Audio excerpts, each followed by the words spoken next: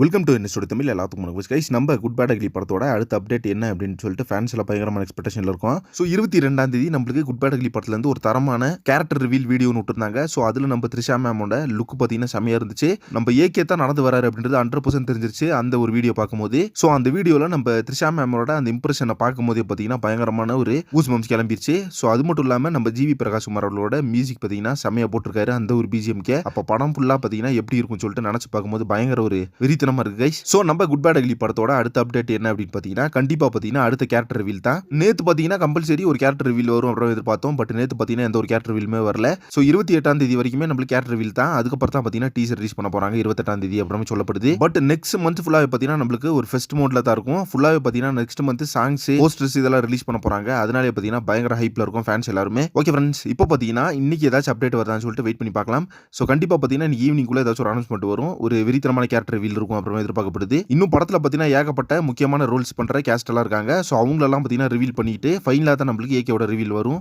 இதை பத்தின உங்க ஒப்பீனியன் என்ன அப்படின்றத கமெண்ட் பாக்ஸ்ல மென்ஷன் பண்ணுங்க. நெக்ஸ்ட் ஒரு இன்ட்ரெஸ்டிங் ரிவ்யூ பண்றேன். Thank you friends.